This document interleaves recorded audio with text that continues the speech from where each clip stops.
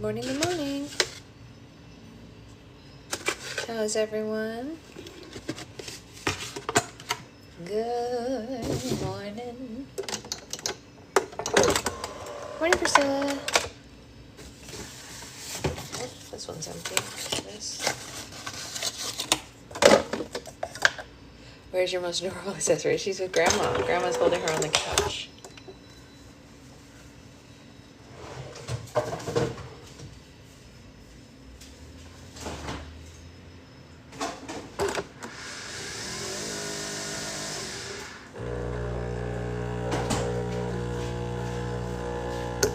Good morning.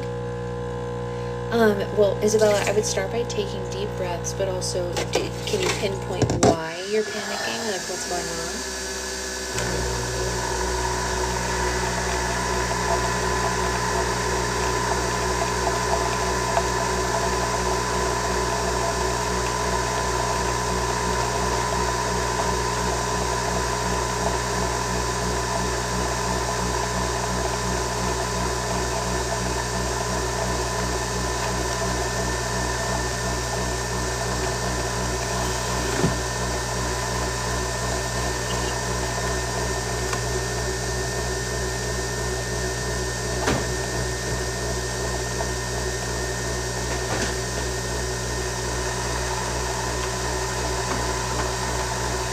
Oops. 16 hours flight. Oh yeah, that is a lot of time. But you know what the great thing is? The great thing is there's so much to do on flights now. So while I understand that that is a lot of time, you can get up and walk around, and you can bring, that's hilarious, Liz. You can bring stuff with you. You know what? I think that wearing a mask is a great way to get around the worry of being sick on a plane, and just make sure that you wipe everything down, when you sit down. 16 hours is a long time, but it's not unheard of. I totally understand being overwhelmed. You just gotta find tools that can help you get through that,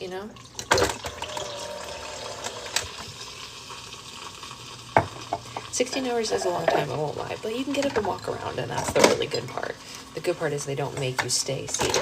If they did, it would be too much, It's too long to stay seated. You gotta move your legs, you gotta do a little bit of this. It's true, it is safer, yeah. Well, I think, do you like where you're going? Are you excited for where you're going? That's something to think about. It's the loudest coffee machine on the planet. Yes, fidget toys are great. Fidget toys are great. Yeah, hand sanitizer helps people feel good about that. That is true. But if you're excited, try to focus your attention on where you're going and why you're going. You know what I mean? So that might help you get through it if you can focus your attention there rather than on the present of the issues that are plaguing you. Like, think about, oh my gosh, look at this cool adventure I get to have. You know what I mean? And you couldn't have it another way. Think about the people who lived 200 years ago and how much harder it would be for them to get somewhere that far away. They would have had to go in like a caravan or something. Is it more likely anxiety is causing my nausea than sickness? Yeah, for sure. Especially because you haven't gone anywhere yet, right? Morning, Jen. I mean, think about how lucky we are that we even get to have flights, right? How cool is that? That we get to go on these amazing journeys that no one in the history before us could do the way that we can do. I went to a shopping center yesterday, it was busy. You know what? The likelihood that someone at a shopping center got you sick without stopping and having a long conversation with them is pretty slim. You would have had to be face to face with someone pretty sick for it to actually yeah. I wouldn't worry too much about that part. That doesn't really concern me too much.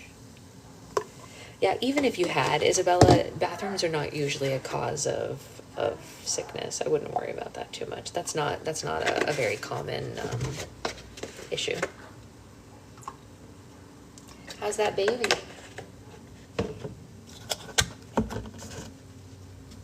Oh yeah, you're totally fine, Isabella. Something would have happened by now.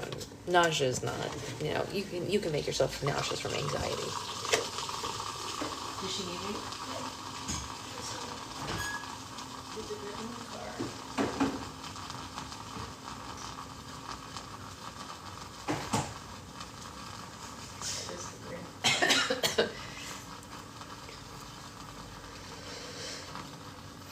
To yap already, that's funny. That's a funny way of putting it. To yap already. Is that a British thing? I like that. It's cute. Sorry to yap already. Oh, it's funny anyway. It's a good phrase. I like it. I used to get super nauseous when I was having anxiety. Yeah, for sure. For sure that. You're not being annoying. Nobody thought that. I thought it was funny. I mean, not your nausea is not funny, but your phrasing was funny. How are we doing over there? Happy girl?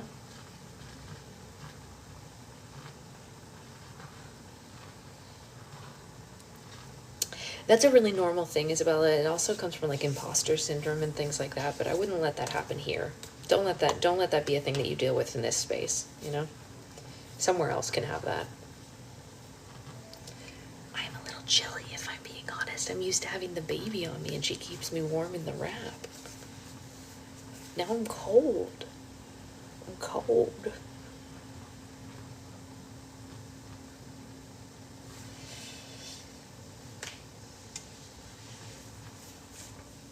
Okay, the coffee will warm me up.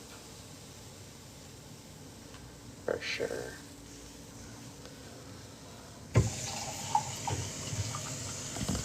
Just where they're at. It's in the other room.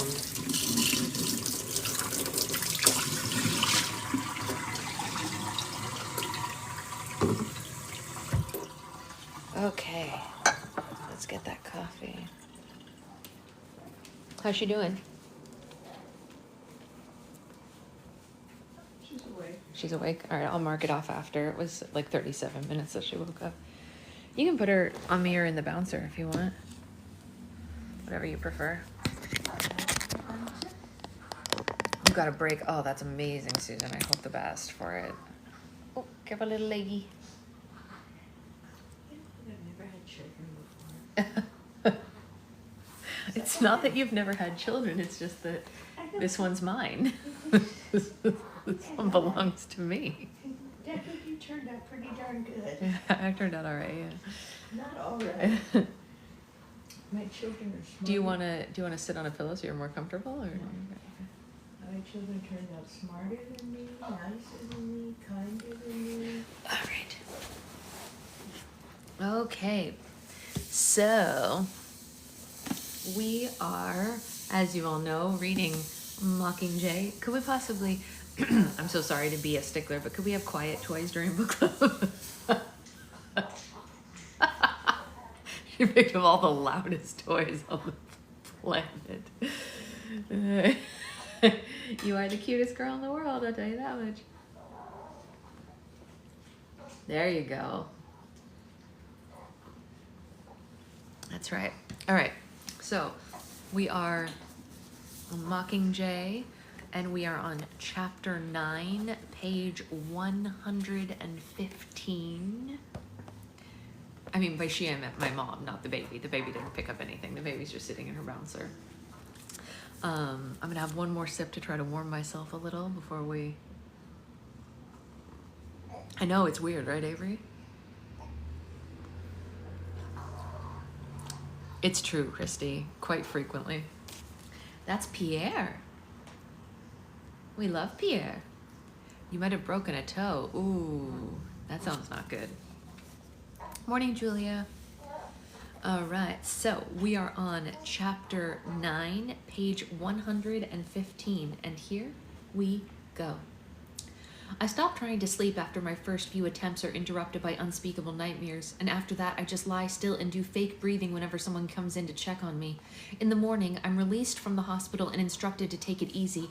Cressida asks me to record a few lines for a new Mockingjay propo. At lunch, I keep waiting for people to bring up Peeta's appearance, but no one does. Someone must have seen it besides Finnick and me. I have training, but Gail's scheduled to work with Beatty on weapons or something like that, so I get permission to take Finnick to the woods. We wander around for a while, and then we ditch our communicators under a bush.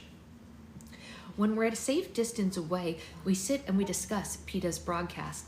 Morning, Cindy. Wait, did you make it to the house? You're not that late. We barely are just like one paragraph in. Did you guys make it?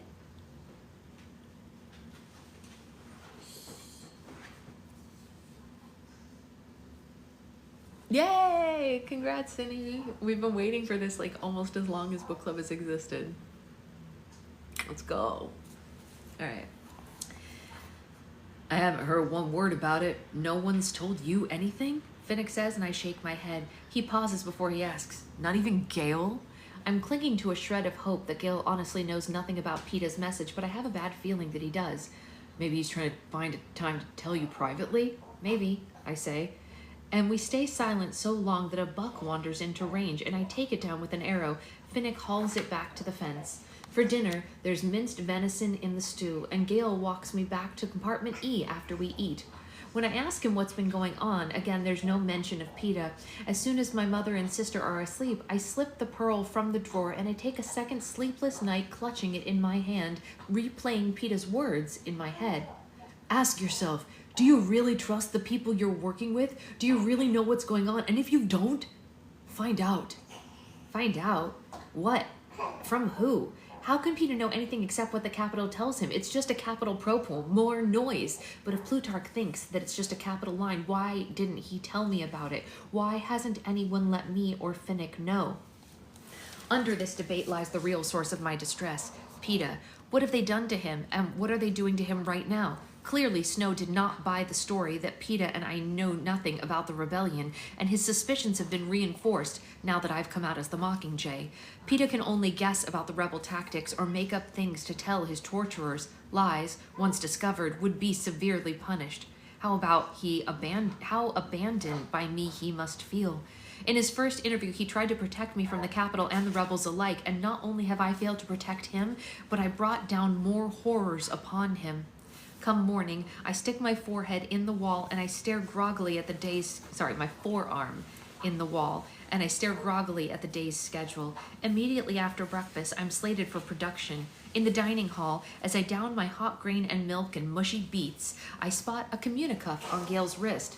When did you get that back, Soldier Hawthorne? I ask. Yesterday. They thought if I'm going to be in field with you, then a backup system of communication would be good, says Gale. No one has ever offered me the communicuff. I wonder if I asked for one, would I get it? Well, I guess one of us has to be accessible, I say with an edge to my voice. What's that supposed to mean? He says. Nothing, just repeating what you said, I tell him. And I totally agree that the accessible one should be you. I just hope that I still have access to you as well. Our eyes lock and I realize how furious I am with Gale, that I don't believe for a second that he didn't see PETA's propo, that I feel completely betrayed that he didn't tell me about it. We know each other too well for him not to be able to read my mood, and guess what has caused it? Katniss, he begins. Already the admission of guilt is in his tone. I grab my tray and cross to the deposit area and slam the dishes onto the rack. And by the time I'm in the hallway, he's caught up with me. Why didn't you say something? He asks, taking my arm. Why didn't I jerk my arm free. Why didn't you, Gale? And by the way, I did. When I asked you last night about what's been going on, I'm sorry, all right? I didn't know what to do. I wanted to tell you, but everyone was afraid of seeing PETA's propo and that it would make you sick, he says. They were right. It did, but not quite as sick as you lying to me for coin. And at that moment, his communicuff starts beeping. There she is. Better run. I bet you have things to tell her. And for a moment, real hurt registers on his face, and then anger replaces it, and he turns on his heels and he goes. Maybe I've been too spiteful, not giving him enough time to explain. Maybe everyone is just trying to protect me by lying to me, but I don't care. I'm sick of people lying to me for my own good, because really, it's mostly for their own good. Lie to Katniss about the rebellion so she doesn't do anything crazy. Send her into the arena without a clue so that we can fish her out. Don't tell her about PETA's propo because it might make her sick and it's hard enough to get a decent performance out of her as it is. Well, I do feel sick, heart sick, and I'm too tired for a day of production, but I'm already at remake, so I go in. Today I discover that we're returning to District 12 and Cressida wants to do an unscripted interview with Gale and me throwing light on our demolished city. If you're both up for it, that is, says Cressida looking closely at my face. Yeah, count me in, I say, and I stand, uncommunicative and stiff, like a mannequin, as my prep team dresses me, does my hair, and dabs makeup on my face. Not enough to show, only enough to take the edge off the circles under my sleepless eyes. Boggs escorted me down to the hangar, but we don't talk beyond the preliminary greetings. I'm grateful to be spared another exchange about my disobedience in 8, especially since his mask looks so uncomfortable. Hey, I'm good. I'm very good, and so is the baby. She's very, very good. Let's do silent books for a little while. Yeah, super loud. There we go. Quiet toys for book club. Yeah. Oh, very good, honey.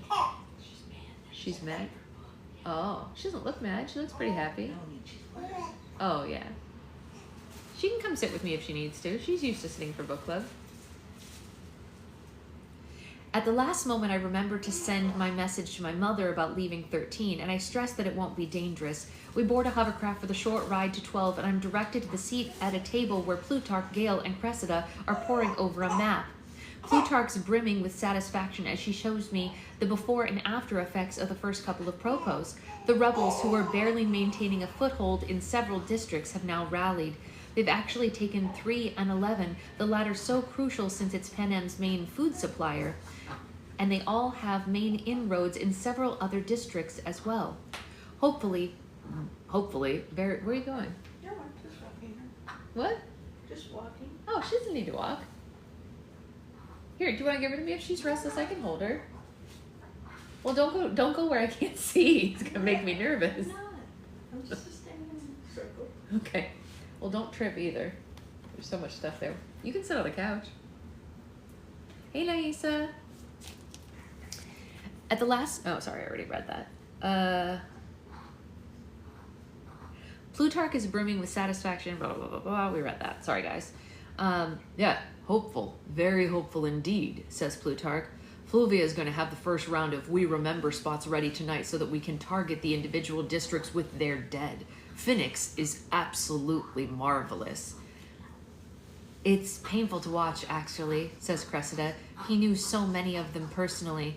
Yeah, that's what makes it so effective, says Plutarch. Straight from the heart. You're all doing beautifully. Coin could not be more pleased. Gale didn't tell them then about my pretending not to see PETA and my anger at their cover-up, but I guess it's too little, too late, because I still can't let it go. It doesn't matter. He's not speaking to me either. It's not until we land in the meadow that I realize Hamish isn't among our company, and when I ask Plutarch about his absence, he just shakes his head and says he couldn't face it. Hamish? Not able to face something? Yeah, wanted a day off is more likely, I say. I think his actual words were, I couldn't face it without a bottle, says Plutarch. And I roll my eyes, long out of patience with my mentor, his weakness for drink, and what he can or cannot confront.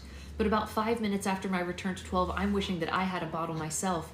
I thought I'd come to terms with 12's demise, heard of it, seen it from the air, wandered through its ashes, so why does everything bring a fresh pang of grief? Was I simply too out of it before to fully register the loss of my world? Or is it the look on Gale's face as he takes the destruction on foot that makes the atrocity feel so brand new? Cressida directs the team to start with me at my old house. I ask her what she wants me to do. Whatever you feel like, she says. Standing back in my kitchen, I don't feel like doing anything. In fact, I find myself focusing up at the sky, the only roof left because too many memories are drowning me out. And after a while, Cressida just says, that's fine, Katniss. Let's move on. Gale doesn't get off so easily at his old address. Cressida films him in silence for a few minutes, but as he pulls the old remnants of his previous life from the ashes, a twisted metal poker, she starts to question him about his family, his job, and his life in the seam. She makes him go back to the night of the firebombing and reenact it, starting at his house, working his way down the meadow and through the woods to the lake. I straggle behind the film crew and the bodyguards, feeling their presence to be a violation of my beloved woods. This is a private place, a sanctuary, already corrupted by the capital's evil, and even after we left behind the charred stumps near the fence, we're still tripping over decomposed bodies. Do we have to record it for everyone to see? And by the time we reach the lake, Gale and I have lost ability to speak. Everyone's dripping in sweat, especially Castor and Pollux in their insect shields. And Cressida calls for a break. I scoop up a handful of water from... Oh, careful of her head, though. I scoop up a handful of water from the lake, wishing that I could dive in and surface alone and naked and unobserved. And I wander around the perimeter for a while, and when I come back to the little concrete house beside the lake, I pause in the doorway and I see Gale propping the crooked poker that he salvaged against the wall by the hearth, and for a moment I have an image of a lone stranger sometime far in the future wandering lost in the wilderness and coming upon this small place of refuge with a pile of split logs and hearth and the poker, wondering how it came to be.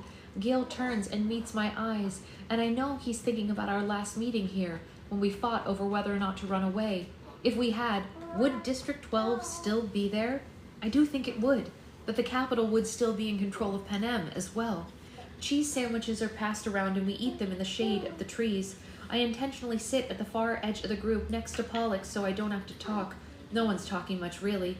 In the relative quiet, the birds take back the woods. I nudge Pollux with my elbow and point out a small black bird with a crown. It hops to a new branch, momentarily opening its wings and showing off its white patches. Pollux gestures to my pin and raises his eyebrow questioningly, and I nod, confirming yes, it is a mockingjay. I hold up one finger to say, wait, I'll show you, and I whistle a bird call. The mockingjay cocks his head and whistles the call right back at me, and then to my surprise, Pollux whistles a few notes of his own. The bird answers him immediately, and Pollux's face bursts into a bright expression of delight, and he has a series of mediocre exchanges with the mockingjay. My guess is that it's the first conversation he's had in years. Sorry, not mediocre, melodic exchanges with the mockingjay, if that makes a difference. My guess is it's the first exchange he's had in years. Music draws mockingjays like blossoms do bees, and in a short while, he's got half a dozen of them perched in branches above our heads. He taps me on the arm and uses a twig to write the word in the dirt, sing, with a question mark. Usually I would decline, but it's kind of impossible to say no to Pollux given the circumstances. Besides, the mockingjays' voices are so different from their whistles, and I'd like him to hear them. So before I actually think about what I'm doing, I sing Rue's 4 notes, the ones she used to signal the end of the workday in 11, the notes that ended up as the background music to her murder. The birds don't know that, though. They pick up the simple phrase and they bounce it back and forth among them in sweet harmony, and just as they did in the Hunger Games before the mutations broke out through the trees and chased us among the cornucopia, and they slowly nod Cato to a bloody pulp. Want to hear them do a real song? I burst out. Anything to stop those memories, and I'm on my feet, moving back into the trees, resting my hand on the rough trunk of a maple where the birds are perched. I have not sung The Hanging Tree out loud for 10 years because it's forbidden. But then I remember every word, and I begin softly and sweetly as my father did. Are you coming to the tree where they strung up a man they say has murdered 3? Strange things did happen here, no stranger would it be if we met up at midnight in the hanging tree. And the mockingjays begin to alter their songs as they become aware of my new offerings. Are you coming to the tree where the dead man called out his love to flee? Strange things did happen here, no stranger would it be if we met up at midnight in the hanging tree. Hi, my baby. Do you want to sit with mommy for a minute? No? She can sit with me for a minute. I just brought her to look at you. Oh, okay. She's looking at her beloved tripod more than me. She loves this tripod. She thinks it's a gem in this society. I have the birds' attention now. In one more verse, surely they will have captured the melody, as simple as it is, and it repeats 4 times with very little variation.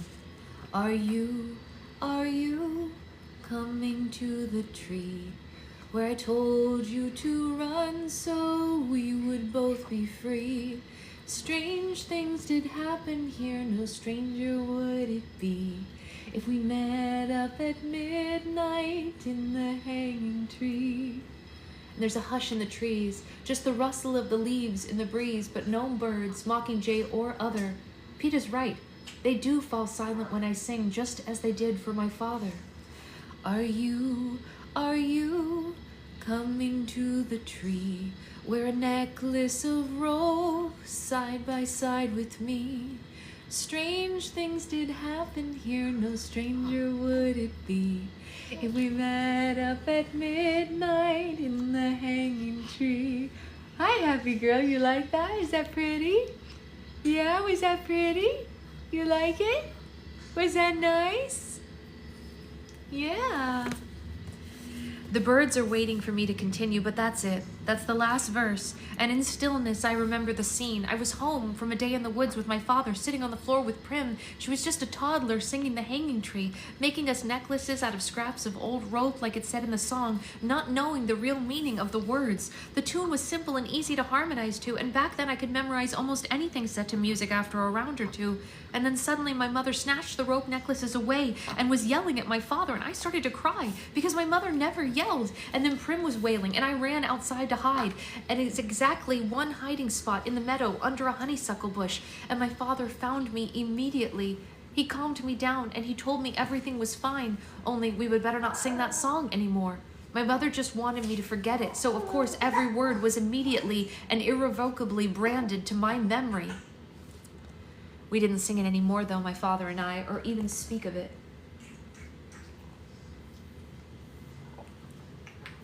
After he died, it used to come back to me a lot. Being older, I began to understand the lyrics. At the beginning, it sounds like a guy's trying to get his girlfriend to secretly meet up with him at midnight, but it's an odd place for a tryst. A hanging tree where a man was hung for murder? The murderer's lover must have had something to do with the killings, or maybe they were just going to punish her anyway, because his corpse called out for her to flee. That's weird, obviously, the talking corpse bit, but it's not until the third verse that the hanging tree begins to get unnerving. You realize that the singer of the song is the dead murderer. He's still in the hanging tree, and even though he's told his lover to flee, he keeps asking if she's coming to meet him. The phrase, "where I told you to run so we would both be free," is the most troubling, because at first you think he's talking about where he told her to flee, presumably to safety, but then you wonder if he meant for her to run to him, to death. In the final stanza, it's clear that that's what he's waiting for, his lover with her rope necklace hanging dead next to him in the tree.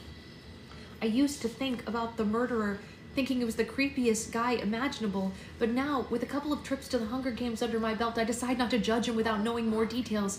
Maybe his lover was already sentenced to death, and maybe he was trying to make it easier, to let her know that he'd be waiting there, or maybe he thought that the place that he was leaving her was really worse than death. I didn't want to kill Peter with that syringe to save him from the Capitol, didn't I? Was that really my only option? Probably not, but I couldn't think of another at the time. Here. What? No. Here, just give her to me for a second. Mom, she's slipping. Just give her to me for a second. So you can rest your arms for a second, then you can take her back. Here, just give her to me for 2 seconds. She likes to sit in book clip, Mom. She's following me here. Let your arms rest, and then you can have her back after. Yes, my sweet girl. Everybody missed you. They were all asking about you. Everyone always, you think that's funny? Everyone always wants to know where you are, huh? Yeah. I guess my mother thought the whole thing was too twisted for a 7-year-old, though, especially one who made her own rope necklaces. It wasn't like hanging was something that only happened in stories. Plenty of people were executed that way in 12. You bet she didn't want me singing that in front of my music class. She probably wouldn't like me doing it here in front of Pollux even, but at least I'm not... Wait, no, I'm wrong. As I glance sideways, I see Castor's been taping me. Everyone is watching me intently, and Pollux has tears running down his cheeks because no doubt my freaky song has dredged up some terrible incident in his life.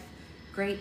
I sigh and I lean back against the trunk, and that's when the Mockingjays begin their rendition of the hanging tree, and in their mouths it's quite beautiful. Conscious of being filmed, I stand quietly and I hear Cressida call, "Cut." Yeah, nobody wants to give up this baby, it's true. Plutarch crosses to me laughing and says, "Where do you come up with this stuff? No one would believe it if we made it up." And he throws an arm around me and kisses me on the top of my head with a loud smack. "You are golden." I wasn't doing it for the cameras, I say. "Lucky they were on then," he says. "Come on, everybody, back to town." And as we trudge back through the woods, we reach a boulder, and Gail and I turn our heads in the same direction like a pair of dogs catching a scent on the wind. Cressida notices and asks what lies that way, and we admit without acknowledging each other that our old hunting rendezvous place is there. She wants to see it, even after we tell her it's nothing really. Nothing but a place where I was happy, I think. Oh, we have hiccups, huh? We have hiccups? Do we need to eat to get rid of our hiccups? Yeah. Do we need to eat to get rid of our hiccups? That's okay. Yeah. Mommy will feed you to get rid of your hiccups. Mom, could you hand me that gray pillow? The one next to you over there? Yeah. We'll eat to get rid of our hiccups. Okay, okay. Yeah. We're gonna eat to get rid of our hiccups. Yes, yes, yes, we will. Yes, we will. Yeah. I know. The hiccups are the worst, huh? Hiccups are the worst. Hiccups are the worst. There you go. I don't think anyone enjoys hiccups, Sloth. I really don't. Okay. Okay. You silly girl. What are you doing? There you go. Just eat it. Yeah. Nothing but a place where I was happy, I think. Our rock ledge overlooking the valley, perhaps a little less green than usual, but the blackberry bushes hang heavily with fruit. Here begins the countless days of hunting, snaring, fishing, gathering, roaming together through the woods, unloading our thoughts while we filled our game bags. This was the doorway both to sustenance and sanity. We were each other's keys. There's no District 12 to escape from now, no peacekeepers to trick, no hungry mouths to feed. The capital took all of that away, and I'm on the verge of losing Gale as well. The glue of mutual need that bonded us so tightly together for all those years is melting away. Dark patches, not light, show in the spaces between us. How can it be today, in the face of 12's horrible demise, that we're too angry to even speak to one another? Gale has as good as lied to me. That was unacceptable, even if he was concerned about my well-being. His apology seemed genuine, though, and I threw it back in his face with an insult to make sure it stung. What is happening to us, and why are we always at odds now? It's all a muddle, but I somehow feel that if I went back to the root of our troubles, my action would be at the heart of it. Do I really want to drive him away? My fingers encircle a blackberry, and I pluck it from a stem. I roll it gently between my thumb and forefinger, and suddenly I turn to him and I toss it in his direction. And may the odds, I say, and I throw it so high that he has plenty of time to decide whether or not to knock it aside or accept it. And Gale's eyes train on me, not the berry, but at the last moment he opens his mouth and he catches it, and he chews it and swallows, and there's a long pause before he says, "Be ever in your favor." But he does say it. Cressida has us sit in the nook in the rocks where it's impossible not to be touching, and coaxes us into talking about hunting, what drove us out into the woods, how we met, our favorite moments. We thaw, and we begin to laugh a little as we relate mishaps with bees, wild dogs, and skunks. And when the conversation turns to how it felt to translate our skills with weapons into the bombings in 8, I stop talking. Gale just says, "Oh, it was long overdue." By the time we reach the town square, afternoon's sinking into evening, and I take Cressida to the rubble of the bakery and I ask her to film something. The only emotion that I can muster here is exhaustion. "Peta, this is your home. None of your family has been heard of since the bombings. 12 is gone, and you yourself are calling for a ceasefire?" I look across at the emptiness. There's no one left to hear you. As we stand there before a lump of metal that was the gallows, Cressida asks if either of us has ever been tortured, and in answer, Gale pulls off his shirt and turns his back to the camera. I stare at the lash marks and again hear the whispering of the whip, and I see his bloody figure hanging unconscious by his wrists. "I'm done," I announce. "I'll meet you guys at the Victor's Village. I gotta get something for my mother." Oh? Tootie McTootersons? Was that big Tootie McTootersons? I guess I walked here, but the next thing I'm conscious of. Don't make me laugh, nice. Toot toot. Listen, everybody toots. It's okay. It's okay, sweet girl. Nothing to be embarrassed of. I guess I walked here, but the next thing I'm conscious of is sitting on the floor in front of the kitchen cabinets of our house in the Victor's Village, meticulously lined ceramic jars and glass bottles, putting them in a box, placing a clean cotton bandage between them to prevent breaking, wrapping a bunch of dried flowers. That's right. She said, "Let them hear this." Yes, they do have whole books about it. Suddenly, I remember the rose on my dresser. Was that rose real? And if so, is it still up there? I have to resist the temptation to check because if it's there, it will only frighten me all over again. And I hurry and finish with my packing. It's quick. Everyone play dumb. We didn't hear a thing. When the cabinets are empty, I rise to find that Gale has materialized in my kitchen. It's disturbing how soundlessly he can appear. He's leaning on the table, his fingers spread wide against the wood grain, and I set the box between us. Remember, he asks, this is where you kissed me. So the heavy dose of morphling administered after the whipping wasn't enough to erase that from his consciousness. I didn't think you were going to remember that, I say.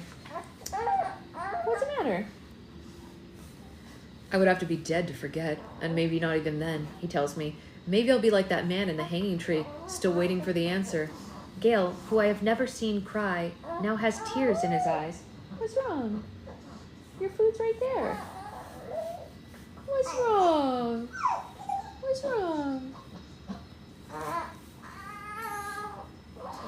You all done and you want a burp? You all done and you want a burp? Yeah, you want a burp now? Yeah? Is that what you need? You need burp time? Yeah? Yeah?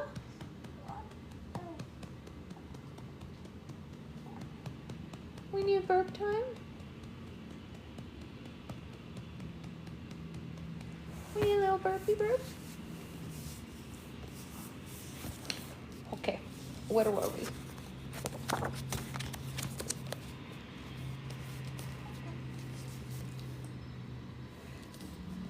To keep the tears from spilling over, I reach forward and I press my lips against his, and we taste the heat and ashes and misery. It's a surprising flavor for such a gentle kiss, and he pulls away first and gives me a wry smile. I knew you'd kiss me. How? I say, because I didn't know myself. Because I'm in pain, he says, and that's the only way to get your attention. He picks up the box. Don't worry, Katniss, it'll pass. And he leaves before I can. I'm too weary to work through his latest charge, and I spend the shortest ride back to 13 curled up in a seat trying to ignore Plutarch going on and on about his favorite subjects, the weapons mankind no longer has at its disposal. High-flying planes, military satellites, cell disintegrators, drones, biological weapons with expiration dates, brought down by the destruction of the atmosphere or lack of resources or moral squeamishness. You can hear the regret of a head game maker who only can dream of such toys, who must make do with hovercrafts and land-to-land missiles and just plain old guns. After the dropping off my Mockingjay suit, I go straight to bed without eating, and even so, Prim has to shake me to get me up in the morning. After breakfast, I ignore my schedule and I take a nap in the supply closet. When I come to, crawling out from between the boxes of chalk and pencils, yeah, it's dinner time again. You have something to say? Yeah? Go ahead, say it. Yeah, what do you want to say? Yeah? Uh-huh. Yeah? More? You want to say more? What is it? Yeah? I get an extra large portion of pea soup, and I'm headed back to compartment E when Boggs intercepts me. There's a meeting in command. Disregard your current schedule, he says. Done, I say. Did you follow your schedule at all today? He asks in exasperation. Who knows? I'm mentally disoriented. I hold up my wrist to show a medical bracelet, and I realize that it's gone. See? I can't even remember when they took the bracelet away, so why do they want me to come into command anyway? Did I miss something?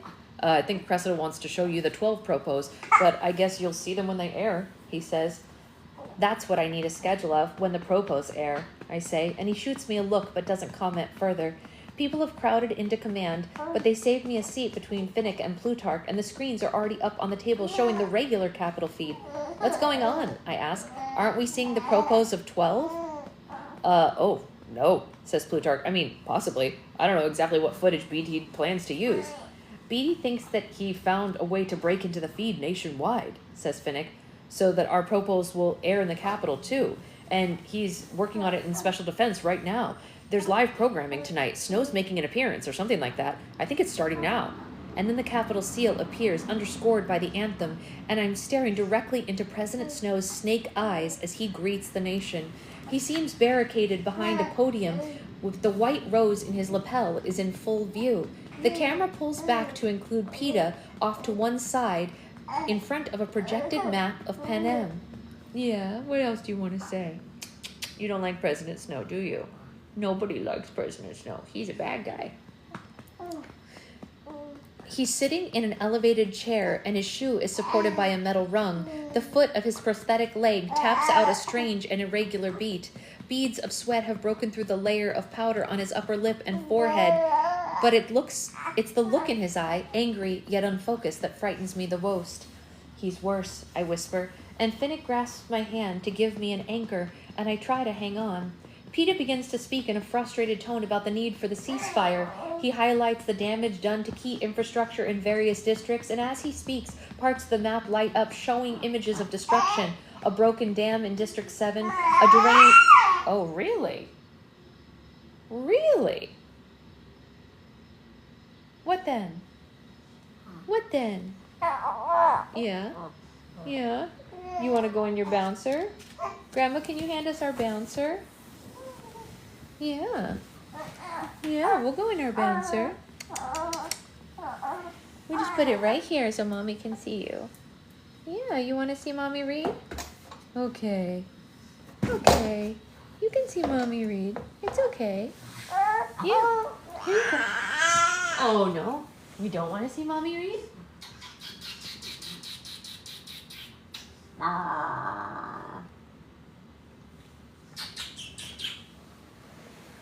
Okay, there we go.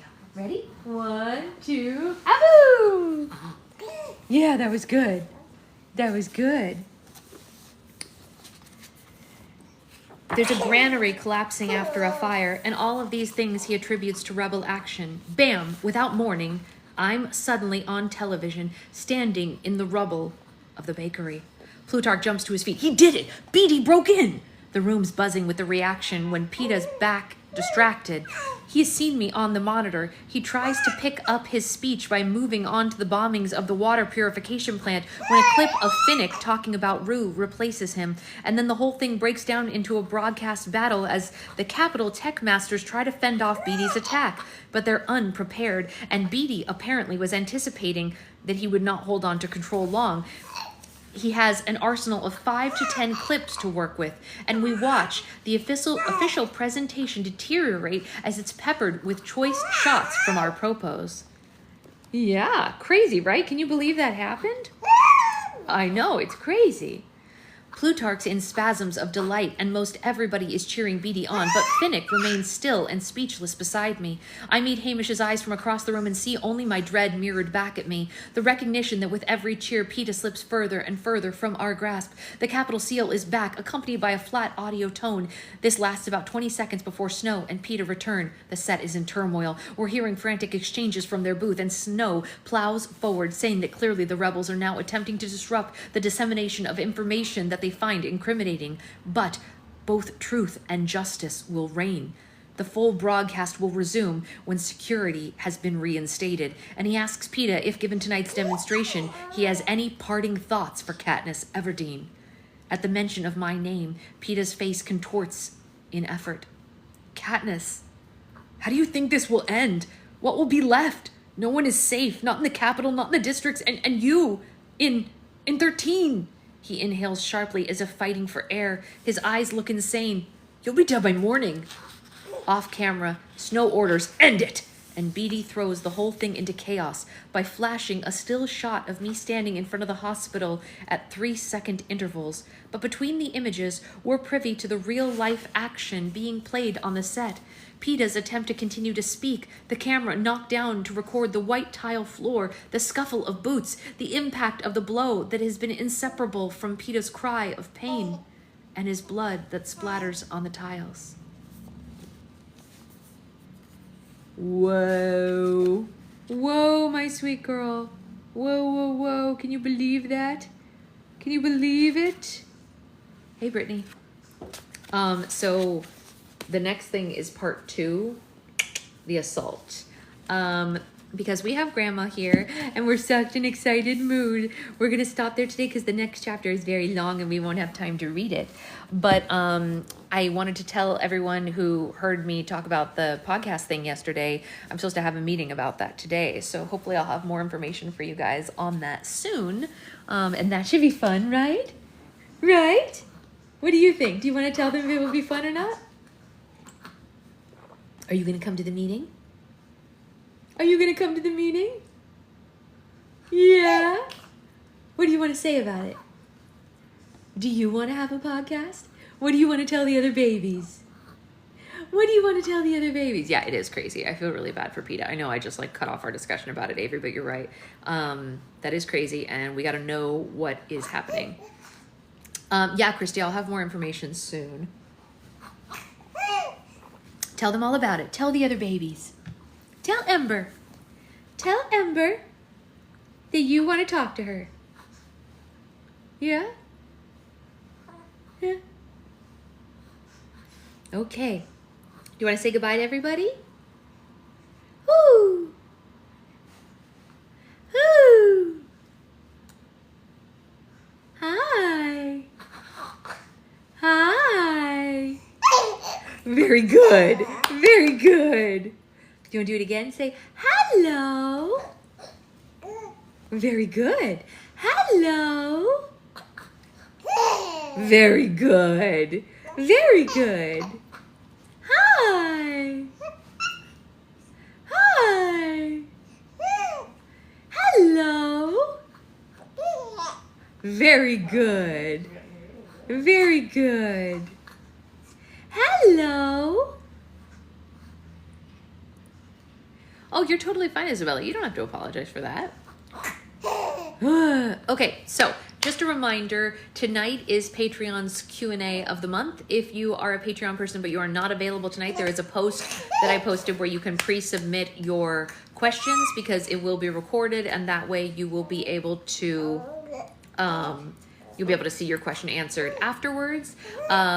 If you haven't checked out the playlist, a lot of videos and photos of the pre-order slimes have been going up, which is very exciting, right? We're gonna make more of those today. Yes, so those orders can start going out soon. I did mention in the pre-orders that orders would start mailing out around the 10th, which is right on track. Today is the 6th, and we're almost done making the slimes. So orders going out on the 10th feels very realistic. Yeah. Yeah. You want to say bye-bye? Bye-bye. You only like hello? Bye-bye. Bye-bye. No, we don't want to say bye-bye. We only want to say hello. Hello. We don't want to say anything anymore. Okay. Oh, goodbye. Okay, goodbye. Bye-bye. All right, I'll see you guys tonight. Bye, guys.